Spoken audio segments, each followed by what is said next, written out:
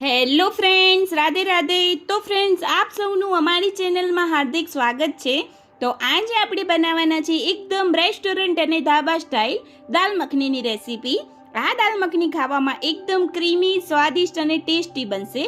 તો આ વિડીયોને અંત સુધી જરૂરથી જોજો. અને આ વિડીયો જોતા પહેલાં અમારી ચેનલ સબસ્ક્રાઈબ ન કરી હોય તો પ્લીઝ પહેલાં સબસ્ક્રાઈબ કરી લો અને હા, બેલ આઇકન જરૂરથી દબાવજો. તો તમને આવી નવી રેસીપી ઇઝીલી જોવા મળી જશે. તો ચલો હવે રેસીપી સ્ટાર્ટ કરીએ.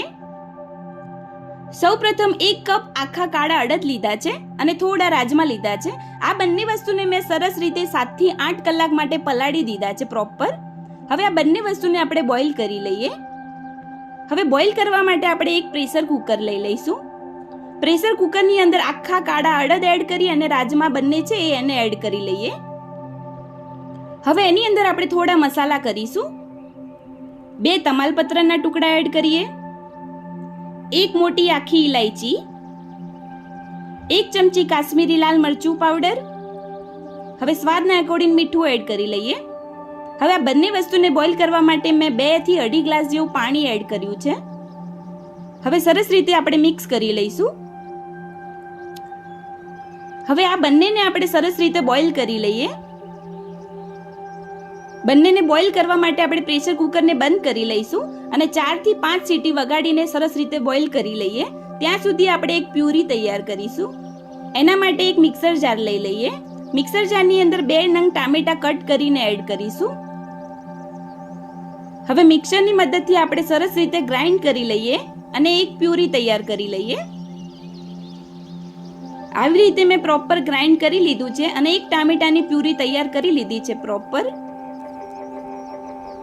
હવે આપણે 4 થી 5 સીટી વાગી ગઈ છે. તો હવે આપણે પ્રેશર કુકર ચેક કરી લઈએ. પ્રેશર કાઢીને ચેક કરી લઈએ કે આપણા જે આખા અડદ અને રાજમા છે એ બોઇલ થયા છે કે નહીં. તો હવે આપણે ચમચાની મદદથી ચેક કરીએ તો જે આપણા આખા કાળા અડદ અને જે રાજમા છે પ્રોપર રીતે બોઇલ થઈ ગયા છે. હવે આપણે દાલ મખનીનો વઘાર કરીશું. એના માટે આપણે એક કઢાઈ લઈ લઈએ. કઢાઈની અંદર થોડું 1 ચમચા જેવું તેલ એડ કરીએ અને અડધી ચમચી જેવું બટર એડ કરીશું. હવે બટર અને તેલ ગરમ થઈ જાય પછી 1 ચમચી જેવું જીરું એડ કરીએ. જીરું શેકાઈ જાય પછી આખા મસાલા એડ કરીશું. 1 આખું લાલ મરચું અને તમાલપત્રનો ટુકડો, 1 ઇલાયચી અને 1 તજનો ટુકડો. હવે આ મસાલા અને આખા મસાલા છે એને થોડી વાર માટે શેકાવા દઈએ. હવે 1 લીલું મરચું કટ કરીને એડ કરીશું. થોડી હિંગ એડ કરીએ. હવે 2 મીડિયમ સાઇઝની ડુંગળી લીધી છે ચોપ કરીને, એને એડ કરી લઈએ. હવે ડુંગળીને થોડી વાર માટે તેલમાં શેકાવા દઈએ. ગોલ્ડન થાય ત્યાં સુધી આપણે એને શેકાવા દઈશું. હવે એની અંદર આપણે આદુ લસણની પેસ્ટ નાખીશું, અડધી ચમચી જેવી. હવે આ પેસ્ટને પણ આપણે થોડી વાર માટે શેકાવા દઈએ. હવે જે આપણી ડુંગળી અને પેસ્ટ છે પ્રોપર શેકાઈ ગઈ છે. હવે એની અંદર મસાલા કરીશું સ્વાદના એકોર્ડિંગ. થોડી હળદર, થોડું લાલ મરચું પાવડર, થોડું ધાણા જીરું પાવડર, થોડું ગરમ મસાલો પાવડર. હવે આ મસાલાને આપણે સરસ રીતે ડુંગળી અને પેસ્ટમાં મિક્સ કરી લઈએ અને થોડી વાર માટે મસાલાને પણ શેકાવા દઈએ. મસાલા શેકાવાની સ્મેલ આવી જાય ત્યાં સુધી આપણે એને શેકાવા દઈશું. હવે જે મસાલા છે પ્રોપર રીતે આપણા શેકાઈ ગયા છે.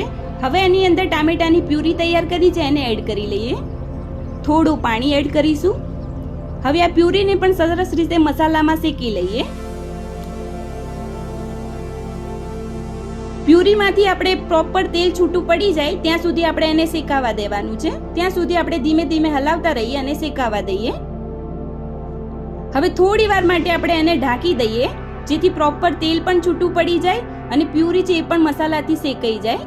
હવે થોડી વાર થઈ ગઈ છે તો ચેક કરી તો પ્રોપર રીતે તેલ છૂટું પડી ગયું છે અને મસાલા પણ પ્રોપર રીતે ભળી ગયા છે.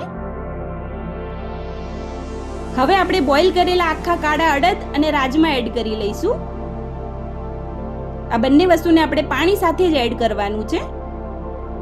હવે એડ કરી લઈએ અને સરસ રીતે મિક્સ કરી લઈશું.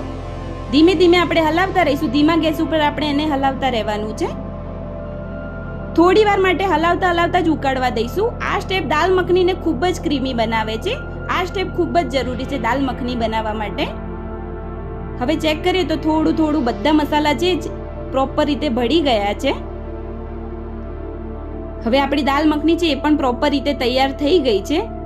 હવે એની અંદર આપણે 2 ચમચી ફ્રેશ ક્રીમ એડ કરીશું. મેં ઘરમાં રહેલી જ ક્રીમ એડ કરી છે. હવે ઉપરથી થોડું બટરનો ટુકડો એડ કરીએ. હવે સરસ રીતે બંને વસ્તુને મિક્સ કરી લઈશું. દાલ મખની માટે બટર નાખવું ખૂબ જ જરૂર છે, કારણ કે મખની એડ થાય છે એટલા માટે. હવે સરસ રીતે મિક્સ કરી લઈએ. હવે આ આપણી દાલ મખની છે તૈયાર થઈ ગઈ છે. હવે ઉપરથી આને વઘાર કરીશું ઘીનો. ઘી ગરમ કર્યું છે અને થોડું લસણના ટુકડા એડ કર્યા છે. લસણના ટુકડા શેકાઈ જાય પ્રોપર ઘીમાં ત્યાં સુધી એને શેકાવા દે. હવે એડ કરી લઈએ. હવે સરસ રીતે મિક્સ કરી લઈશું. આવી રીતે લસણના ટુકડા ફ્રાય કરીને નાખવાથી દાલ મખનીનો સ્વાદ ખૂબ જ સરસ આવે છે અને ફ્લેવર પણ ખૂબ જ સરસ લાગે છે. તો હવે જે આપણી દાલ મખની છે એ પ્રોપર રીતે તૈયાર થઈ ગઈ છે. હવે ઉપરથી આપણે થોડા લીલા ધાણા એડ કરી લઈએ. હવે સરસ રીતે લીલા ધાણાને પણ દાલ મખનીની અંદર મિક્સ કરી લઈશું. હવે ગેસનો ફ્લેમ બંધ કરીને આપણે કઢાઈને ઉતારી લઈએ. હવે આપણે એક બાઉલ લઈ લઈશું. બાઉલની અંદર ગરમા ગરમ દાલ મખનીને સર્વ કરીએ. તો મિત્રો તૈયાર છે એકદમ રેસ્ટોરન્ટ અને ધાબા સ્ટાઇલ ક્રીમી દાલ મખની. આ દાલ મખનીને તમે નાન, તંદૂરી રોટી અથવા તો જીરા રાઈસ સાથે પણ ખાઈ શકો છો. હવે ઉપરથી ગાર્નિશ માટે થોડી ક્રીમ એડ કરીએ અને થોડું બટરનો ટુકડો. હવે આપણે એક પ્લેટ લઈ લઈએ. પ્લેટની અંદર જીરા રાઈસ એડ કરીશું. હવે જીરા રાઈસ સાથે આપણે ગરમા ગરમ દાલ મખની એડ કરીએ. તો મિત્રો તૈયાર છે એકદમ ક્રીમી દાલ મખની. તો આ તમને દાલ મખનીની રેસીપી વિડીયો કેવો લાગ્યો એ કમેન્ટ જરૂરથી કરજો અને વિડીયોને લાઈક અને તમારા ફ્રેન્ડ્સ ફેમિલીમાં શેર કરજો. અને આવી ટેસ્ટી ગુજરાતી રેસીપી જોવા માટે અમારી ચેનલને સબસ્ક્રાઇબ કરવાનું ના ભૂલતા. હવે ફરી મળીશું આવી નવી રેસીપી ટિપ્સ સાથે. રાધે રાધે.